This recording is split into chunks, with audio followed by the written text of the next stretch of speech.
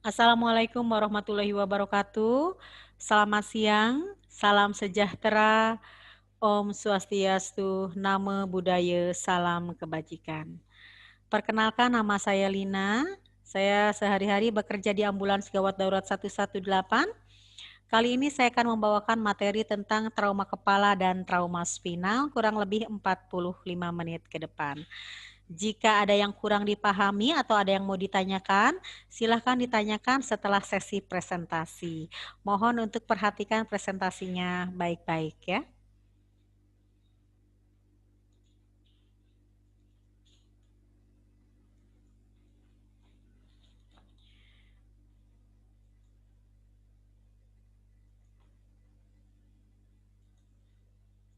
Oke, bagaimana slide-nya? Apakah sudah cukup jelas? Ya, kalau kurang jelas teman-teman boleh acungkan tangan ya, atau boleh chat.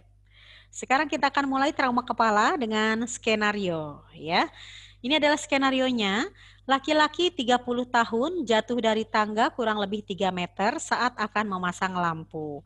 Datang ke UGD dengan airway-nya snoring, nafas tidak teratur, darah keluar dari lubang hidung dan telinga, nadi 60 kali per menit, pupil mata dilatasi, GCS-nya 7, SPO2 96%, tekanan darah 185 per 102 mmHg.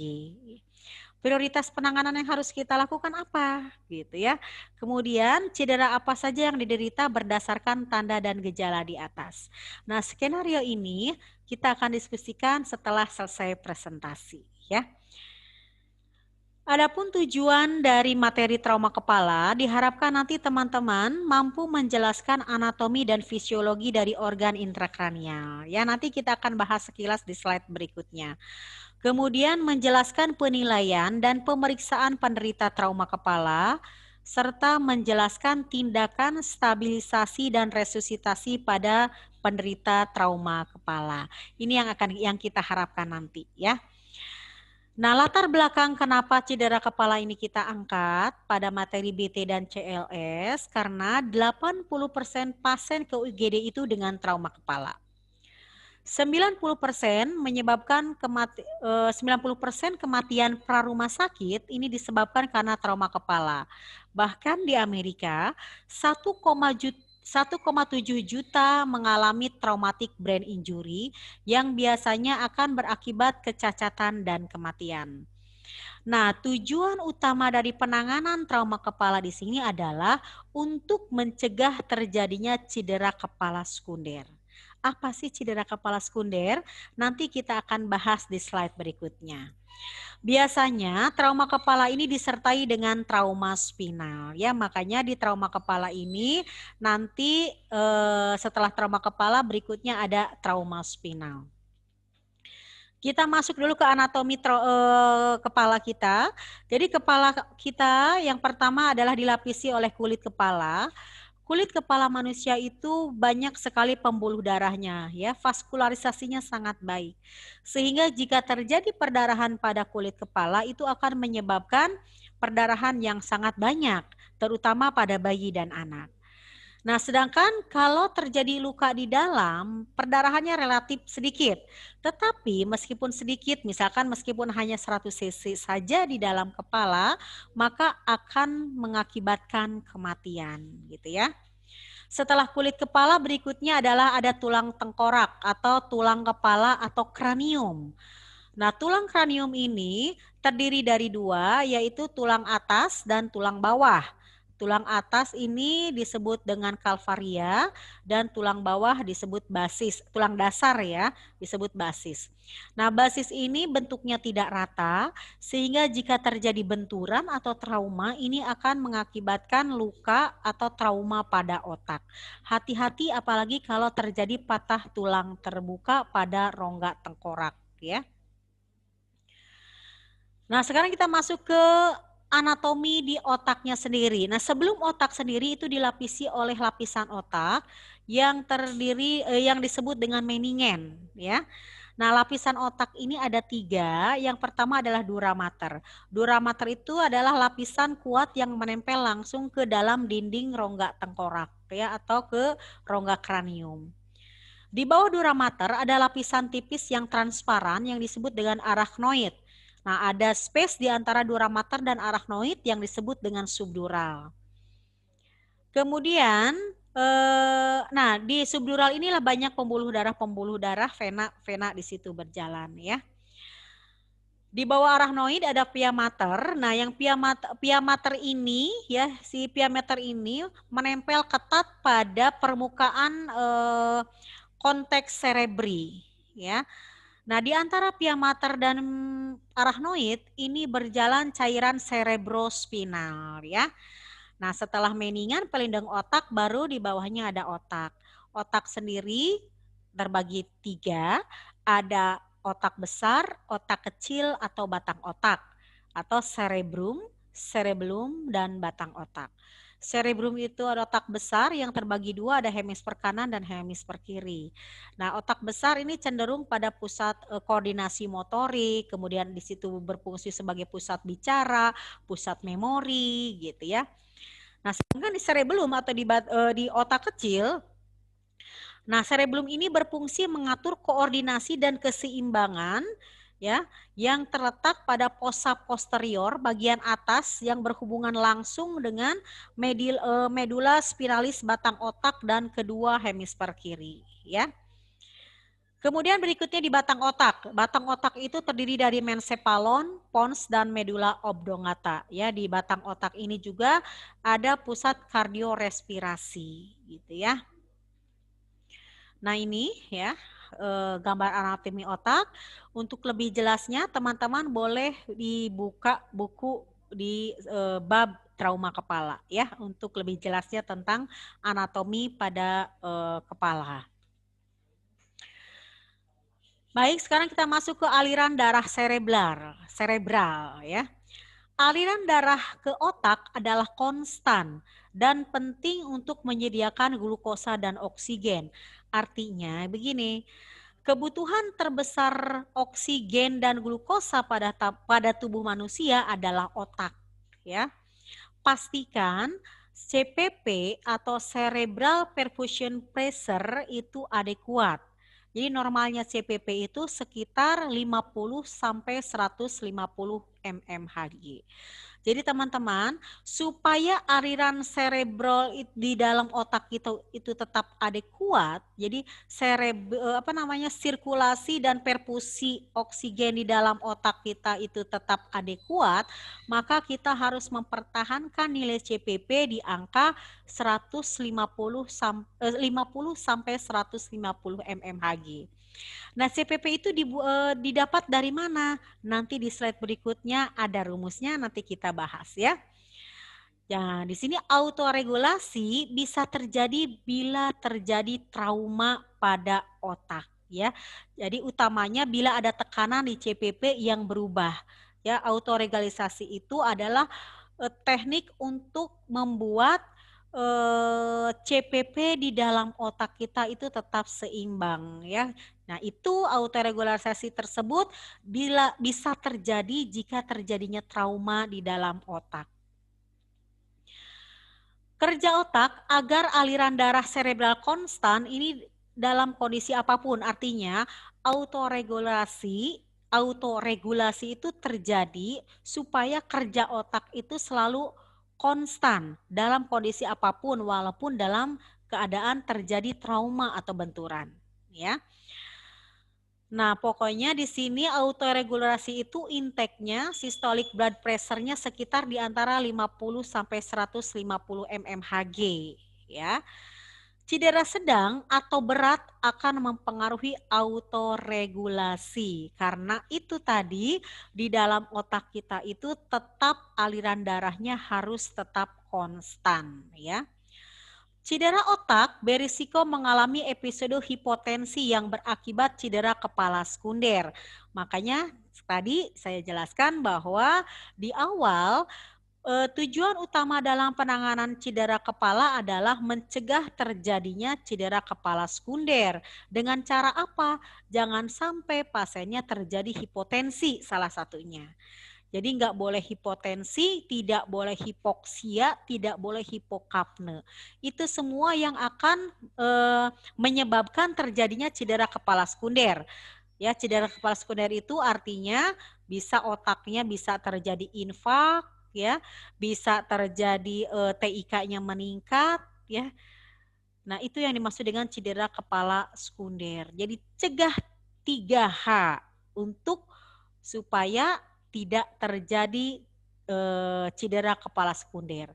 Jangan sampai pasiennya terjadi hipotensi. Cegah jangan sampai terjadi hipoksia dan tidak boleh sampai pasiennya terjadi hipokapne, ya. Untuk itu kita kembali ke Dr. Monrekeli, ya. Ini yang disebut dengan autoregulasi, ya. Jadi ini berkaitan dengan doktrin Monrekeli. Artinya gini. Jadi volume di dalam otak kita itu harus selalu konstan apapun yang terjadi, ya. Entah itu ada benturan, ada perdarahan, pokoknya di dalam otak kita itu harus selalu konstan. Kita lihat slide di depan ya teman-teman, perhatikan bahwa di dalam kepala kita itu ada 3 hal penting yang harus konstan. Pertama adalah darahnya sendiri ya. Kemudian ada cairan cerebrospinal dan volume otak itu sendiri. Jadi 3 hal itu harus selalu konstan di dalam isi kepala kita ya.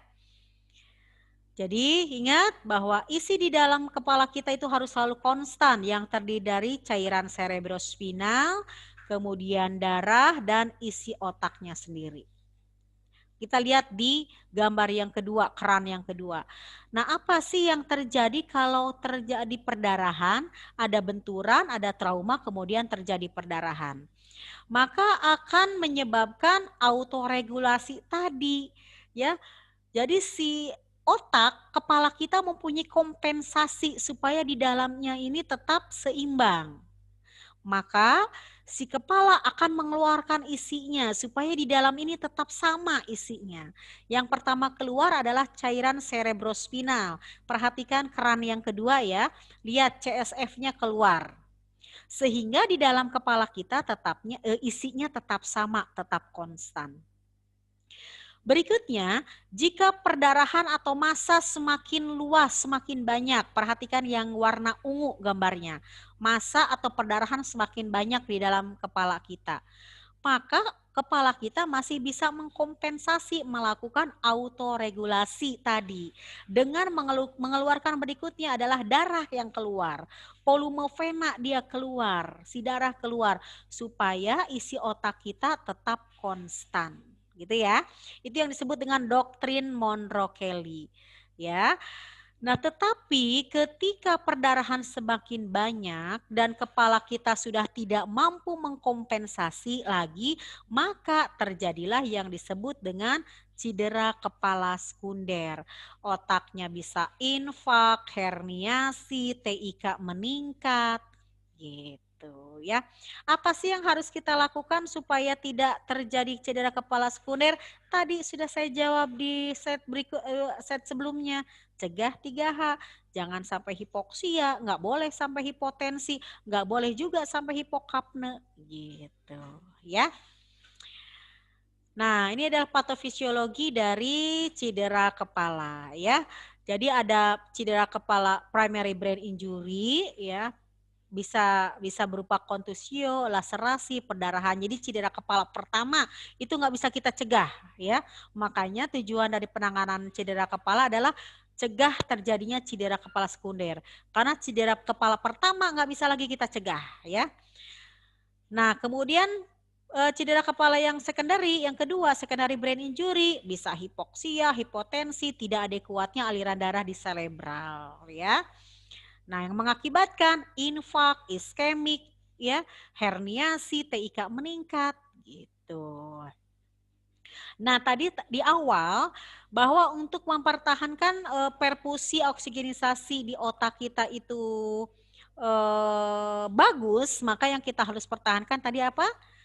Nilai dari cerebro perfusi pressure atau kita singkat CPP. Normal CPP tadi 50 sampai 150 mmHg, gitu ya. Nah, CPP ini CPP itu dihasilkan dari MAP dikurangi TIK. Main artery pressure dikurangi ICP, intracranial pressure, atau TIK, tekanan intrakranial. Sekali lagi ya, CPP dihasilkan dari MAP dikurangi TIK, gitu ya. MAP normalnya sekitar 85 sampai 95 mmHg. Rumus MAP adalah diastolik ditambah sepertiga dari pulse pressure. Ya, pulse pressure itu tadi jarak antara sistolik dan diastolik. Normalnya kurang lebih sekitar 30 ya sampai 40. Misalkan diastoliknya 90, pulse pressure-nya 30. Misalkan tekanan darahnya 160 per 100, maaf. Misalkan tekanan darahnya 130 per 100. Berarti pulse pressure-nya adalah 30 gitu ya. Nah, diastoliknya tadi 100 ya. Diastoliknya 100 ditambah sepertiga pulse pressure. Tadi pulse pressure-nya adalah 30. Sepertiga dari 30 adalah 10. Berarti MAP-nya adalah 110. Jelas ya? Misalkan diastoliknya tadi 100, pulse pressure-nya 30. Sepertiga dari 30 adalah 10. Berarti 100 ditambah 10. Berarti MAP-nya adalah 110. Sedangkan normalnya adalah 85 sampai 95 gitu ya. Oke, TIK normalnya adalah kurang dari 15 mmHg. Ya, TIK tidak bisa kita hitung dengan angka tekanan darah ya. Jadi kalau TIK itu harus dengan memakai alat ya. Oh maaf, satu lagi. Rumus MAP juga selain diastolik ditambah sepertiga dari pulse pressure, bisa juga teman-teman dengan menggunakan gini, 1 sistolik ditambah 2 diastolik dibagi 3. Jadi rumus untuk menghitung MAP itu ada 2. Bisa diastolik ditambah sepertiga pulse pressure atau 1 sistolik ditambah 2 diastolik dibagi 3. Gitu ya. Jelas ya sampai di sini? Kalau masih kurang jelas silahkan dicatat, kemudian tanyakan nanti setelah selesai presentasi ya. Oke, kita masuk ke klasifikasi cedera kepala. Ya, jadi cedera kepala ini berdasarkan fraktur pada tulang tengkorak. Bisa cedera kepala atap tengkorak atau kubahnya, atau bisa dasar tengkorak atau basisnya. Ya. Sedangkan kalau klasifikasi berdasarkan GCS itu dibagi 3, ada cedera kepala ringan, CKR, cedera kepala sedang, atau cedera kepala berat. Itu berdasarkan dari GCS. Di sini kalau misalkan cedera kepala ringan, GCS-nya kisaran 13 sampai 15, cedera kepala sedang, GCS-nya kisaran 9 sampai 12, dan cedera kepala berat, GCS-nya sekitar 3 sampai 8. Kemudian kalau misalkan klasifikasi cedera kepala berdasarkan cedera pada otak itu dibagi 2 yaitu vokal dan diffuse. Kalau cedera otak vokal biasanya hanya di satu tempat saja. Tapi kalau cedera kepala otak biasanya dia lebih luas lagi, gitu ya. Kita lanjutkan, bagaimana cara penanganan cedera kepala supaya tidak terjadi cedera kepala sekunder. Prioritasnya tetap sama yaitu airway, breathing, sirkulasi, disability, dan exposure ya. Jadi kalau airway-nya bagus, breathing-nya bagus, sirkulasi bagus, maka otomatis ini akan mencegah atau meminimalkan cedera otak sekunder ya. Jadi dengan pemberian oksigen dan ventilasi yang adekuat ya, Jaga sistolik tekanan darah minimal 90 sampai 100 ya. Jadi untuk trauma brain injury sistolik yang diharapkan adalah minimal 90 sampai 100. Kalau tanpa cedera kepala itu 80 sampai 90 mmHg. Jelas ya?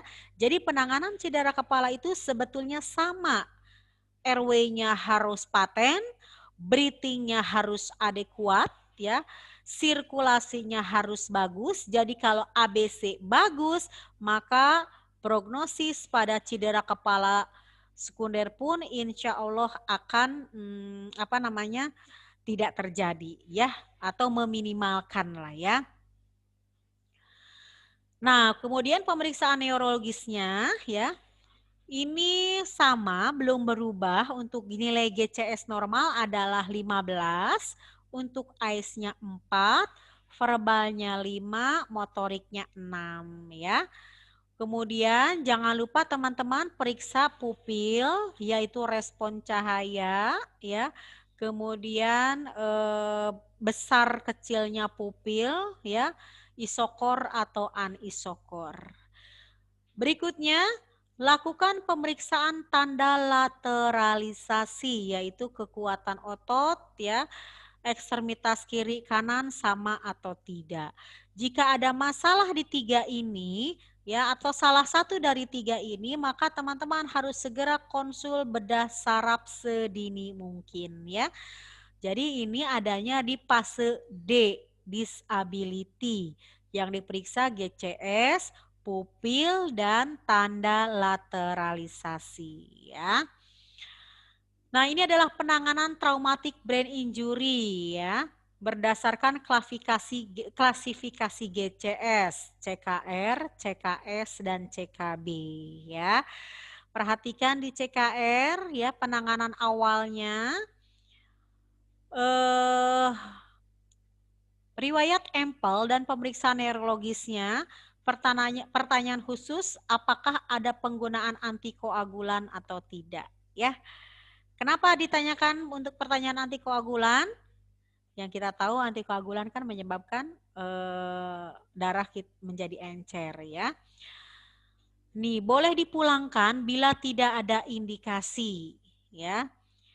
Nah, ini boleh dipulangkan artinya jika semua dalam keadaan stabil setelah dilakukan observasi ya di UGD. Nah, jadi setelah kita CKR langsung pulang enggak, tapi observasi dulu ya. Observasi kurang lebih sekitar 2 sampai 6 jam ya. Bila ada indikasi di bawah ini, misalkan CKR dibawa ke puskesmas, tapi di puskesmas tidak punya fasilitas CT scan ya.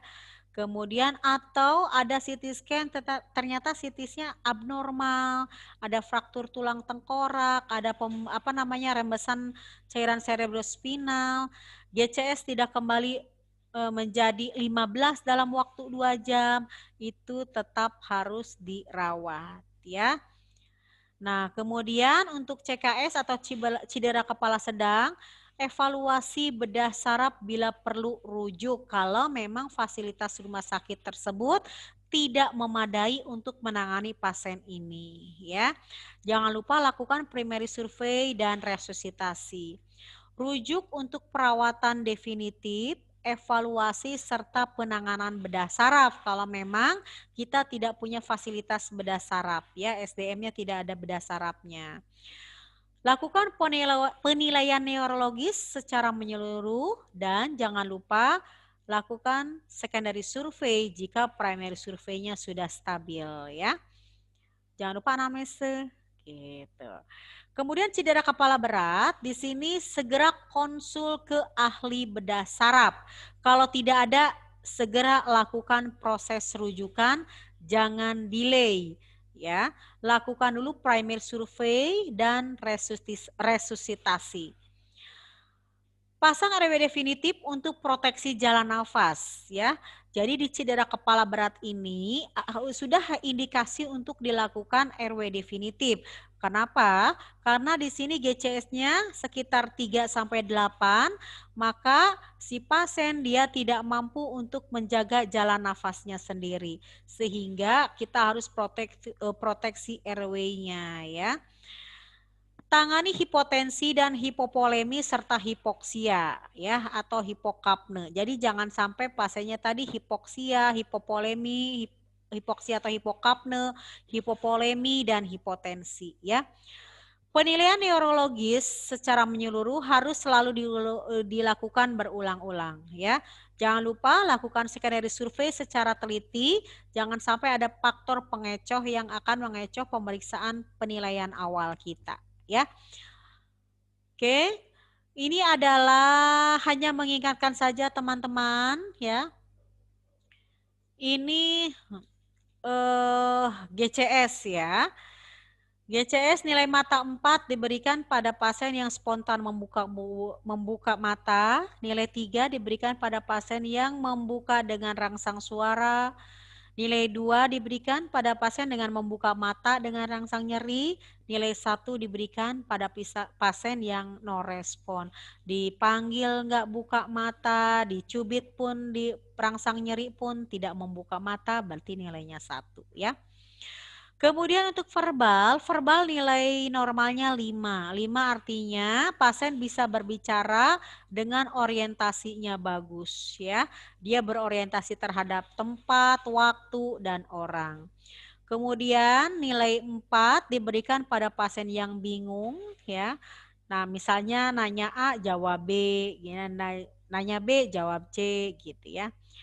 Kemudian nilai 3 diberikan pada pasien ya, dia tidak mampu membentuk kalimat. Misalkan dia hanya bicara hanya satu kata saja. Jadi dia tidak mampu membentuk sebuah kalimat lengkap ya.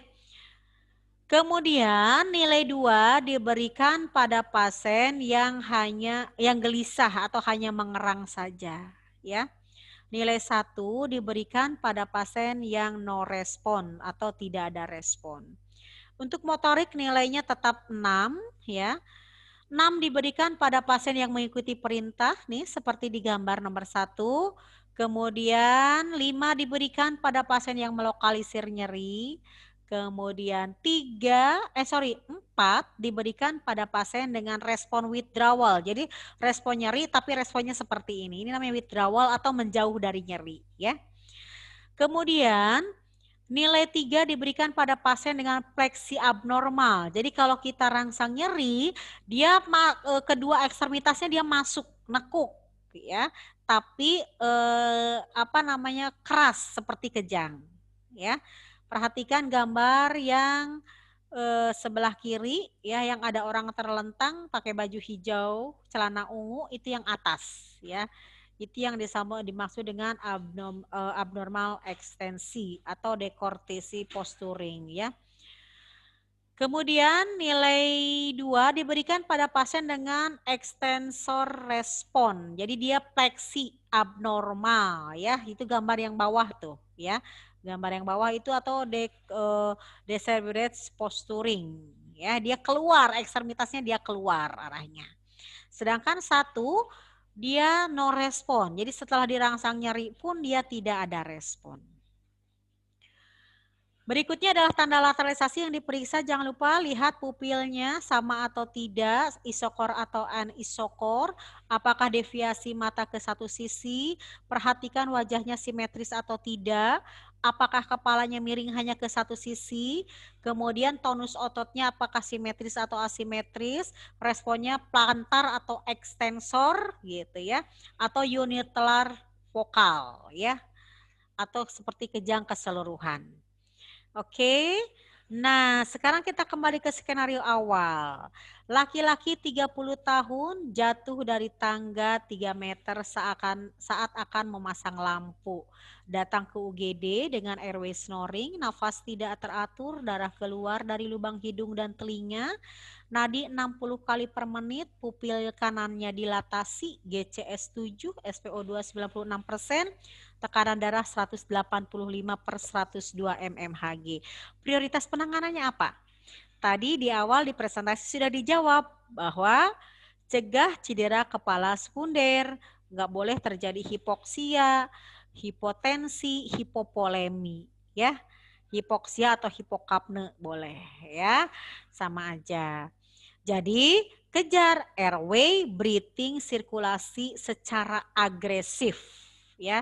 Jadi sama prioritas penanganannya. Airway harus paten kalau ada masalah atasi penyebab, breathing juga harus baik kalau ada masalah atasi penyebab, sirkulasi juga harus bagus, itu akan meminimalkan cedera kepala sekunder. Nah, cedera yang diderita berdasarkan tanda dan gejala di atas apa?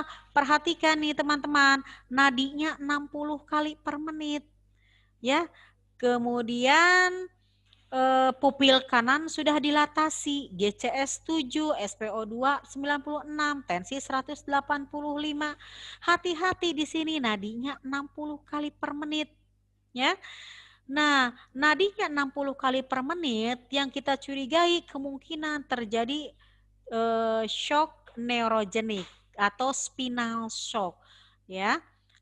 Cedera pada tulang spinal. Itu yang pertama. Kedua, perhatikan ini pupil kanannya dilatasi. Kemungkinan ada massa di otak sebelah kanan. GCS-nya 7, ya, terjadi penurunan kesadaran. Jangan lupa di awal sudah pikirkan untuk pemasangan airway definitif, ya. Tekanan darahnya tinggi 185 per 102. Kemungkinan juga sudah terjadi TIK-nya sudah meningkat, ya. Saya lupa, hati-hati teman-teman, kenali tanda dan gejala dari tekanan intrakranial meningkat. Apa tanda dan gejalanya? Ini salah satunya adalah tensinya naik tapi nadinya turun, ya. Kalau pasiennya sadar kemungkinan atau penurunan kesadaran juga bisa, ya, muntah proyektil, ya, atau muntahnya lebih dari 3 kali. Atau sakit kepala yang berlebihan. Itu adalah tanda dan gejala dari TIK yang meningkat, gitu ya. Jadi intinya penanganan cedera kepala itu sama dengan yang lain, yaitu kejar airway, breathing, sirkulasinya harus agresif, ya. Oke, kalau ada pertanyaan silahkan ditanyakan, ya. Atau kalau malu-malu boleh langsung chat. Nanti kami akan jawab melalui chat juga, gitu ya. Oke, kita lanjutkan. Berikutnya adalah ke cedera spinal atau vertebra atau tulang belakang, ya. Kapan sih kita curiga adanya cedera spinal atau vertebra? Ya, tentu bisa kita lihat dari biomekanik traumanya atau dari mekanisme injurinya, ya. Yang impactnya bisa menekan tulang spinal, ya. Pertama kita lihat mungkin dia bisa jatuh terduduk, ya. Kemudian jatuh dari tangga yang menyebabkan kompresi pada tulang belakang, ya. Nah, intinya untuk mencurigai cedera kepala spinal atau vertebra, teman-teman harus tahu mekanisme injurinya, ya. Seperti apa mekanisme jatuhnya. Kemudian injurinya bagaimana, lukanya bagaimana, ya. Tanda dan gejalanya ada atau tidak yang mengarah ke cedera cedera spinal atau vertebra. Baru kita terapi atau penanganan sesuai dengan cedera cedera spinal, ya. Contohnya, lihat, pasiennya sadar atau tidak, ya. Kemudian perhatikan ada nyeri tekan atau perubahan bentuk enggak di tulang spinalnya. Ada enggak penurunan neurologis? penurunan kesadaran. Perhatikan apakah multitrauma atau tidak. Nah, dari situ kita bisa mencurigai kapan terjadinya trauma pada spinal atau vertebra, ya. Nah, cedera pada spinal ini akan menyebabkan gangguan fungsi pada motorik, sensorik maupun otonom, ya. Nah, ini tadi sudah saya jelaskan ya, pada kecurigaan terhadap cedera spinal kita harus tahu MIST-nya, ya. Kalau memang kita curiga adanya cedera spinal, maka perlakukan seperti cedera vertebra sampai dibuktikan adanya cedera spinal, ya, melalui pemeriksaan penunjang tentunya, ya. Nah, sekarang kita masuk ke cedera spinal level C1, cervical 1. Jadi kalau terjadi cedera spinal di C1, maka ke bawahnya fungsinya tentu akan terganggu, baik fungsi motorik, sensorik maupun otonom, ya. Fungsi motorik akan terjadi tetraparesis, yaitu kelumpuhan pada 4 anggota gerak, yaitu ekstremitas atas 2 dan ekstremitas bawah 2. Kemudian pada sensoriknya akan terjadi anestesis seluruh tubuh termasuk leher. Mungkin nggak terasa ya, baal. Kemudian di saraf otonomnya pernafasannya bisa apne. Kenapa? Di C345 itu dilalui oleh saraf pernafasan yaitu nervus phrenikus yang langsung terhubung ke abdominal. Jadi kalau C1-nya terganggu, bukan tidak mungkin C345 pun akan terganggu ke bawahnya sehingga bisa terjadi apne.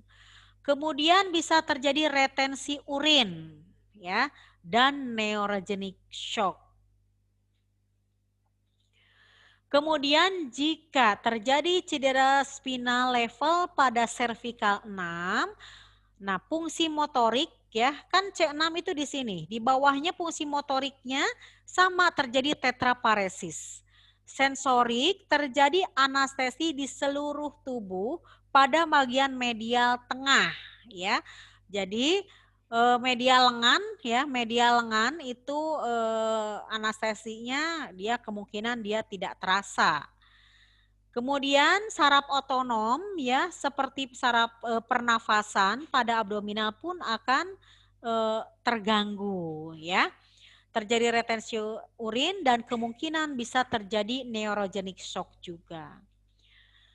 Kemudian jika cedera spinalnya dia di lumbal 1 ya, maka untuk motorik yang terganggu terjadi paraparesis di inferior. Jadi anggota gerak bawah saja yang lumpuh ya, atas tidak terganggu. Untuk sensorik anestesi lokal tungkai saja yang mungkin tidak terasa. Untuk otonom pernapasan tidak terganggu karena saraf pernapasan kan ada di atas lumbal ya. Retensio urin mungkin terjadi dan terjadi neurogenic shock juga bisa terjadi. Jadi intinya kalau semakin tinggi cedera spinal itu semakin tinggi, maka yang terganggu itu semakin banyak. Ke bawahnya otomatis mungkin akan terganggu ya. Nah, penanganannya sama dengan cedera yang lain, lakukan survei primer A, B, C, D ya. Atasi sesuai dengan penyebabnya. Proteksi merupakan prioritas dan selanjutnya adalah deteksi ya. Oke, jadi proteksi keamanan merupakan prioritas utama sama berikutnya kita nilai, kita deteksi dini ya kemungkinan terjadi cedera spinal atau tidak dengan MIST tadi ya. Selalu gunakan long spine board, jangan lupa strapping supaya pasiennya dia aman ya. Dan pasang cervical collar selama pemeriksaan dan evaluasi gitu ya. Tempatkan pasien di atas long spine board dengan penambahan alas yang secukupnya. Jangan lupa di sini do no further harm. cegah dekubitus. Karena sudah terbukti di Amerika pemasangan long spine board dapat banyak menimbulkan dekubitus, sehingga tulang-tulang yang menonjol yang langsung bersentuhan dengan long spine board sebaiknya diberikan pengaman padding supaya lembut ya. Oke, kapan sih long spine board itu kita lepas? Ya, secepatnya. Ya, secepatnya sampai terbukti pasiennya dia tidak mengalami cedera kepala, cedera spinal ya. Berikutnya adalah cegah cedera kepala sekunder. Tadi jangan sampai terjadi dekubitus ya kalau di sini. Ventilasi dan oksigenisasi harus adekuat ya. Perfusi ke spinal juga harus adekuat, tekanan darah itu harus stabil. Perhatikan apakah ada shock neurogenik atau tidak ya, yang ditandai dengan bradikardi gitu ya. Jadi kalau shock neurogenik itu biasanya tekanan darahnya nadinya dia cenderung bradikardi ya. Hati-hati faktor pengecohnya, penggunaan obat-obatan, narkotika, alkohol akan membiaskan adanya cedera spinal. Kemudian adanya penurunan sensorik akan menyulitkan evaluasi spinal, apalagi tadi kalau terjadi cedera di level level C1 yang paling atas ya. Luka karena tekanan atau dekubitus akan mudah terjadi pada pasien tidak sadar dan lumpuh. Lepaskan long spine board sesegera mungkin kalau sudah tidak terbukti pasien tersebut mengalami cedera spinal ya. Kapan melepaskan long spine board dan cervical collar yang tadi di awal saya sudah tanyakan ya. Bila pasien sadar, kooperatif, dapat menjawab dengan jelas pertanyaan tentang cedera atau injuri yang diderita, khususnya di bagian servikal ya. Jadi pasiennya sadar, bagus, pokoknya klinisnya bagus ya. Tidak ada nyeri atau perubahan bentuk di leher atau spinal. Di gerakan bagian leher dan spinal tidak ada yang nyeri. Dan yang jelas saat dilakukan X-ray bersih tanpa ada, artinya bersih itu tidak ada fraktur atau cedera spinal ya.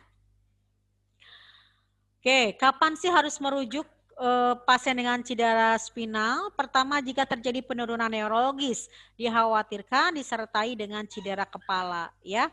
Kemudian patah tulang tidak stabil, dan jangan lupa cegah penundaan rujukan. Bahkan di awal ketika kita akan menerima pasien dan kita sudah berpikir bahwa fasilitas kesehatan tempat kita bekerja tidak mampu menangani pasien ini, di awal kita sudah harus berpikir untuk melakukan sistem rujukan gitu ya. Bagaimana merujuknya? Pastikan ABCD tetap stabil. Jadi saat merujuk tetap pasiennya harus stabil. Gunakan long spine board sepanjang perjalanan. Hati-hati, jangan sampai terjadi dekubitus yang menonjol tulang-tulang yang menonjol sebaiknya pakai padding tadi ya. Cegah hipotermia, komunikasi dengan rumah sakit atau dokter yang akan menerima pasien tersebut gitu ya. Oke, untuk trauma spinal sudah selesai. Ada pertanyaan? Kalau ada pertanyaan, silakan ditanyakan ya. Kita akan diskusi. Kalau tidak ada pertanyaan, terima kasih atas perhatiannya. Mudah-mudahan bermanfaat dan kita selalu berdoa semoga pandemi ini cepat berlalu. Ya, terima kasih atas perhatiannya. Selamat siang. Assalamualaikum warahmatullahi wabarakatuh.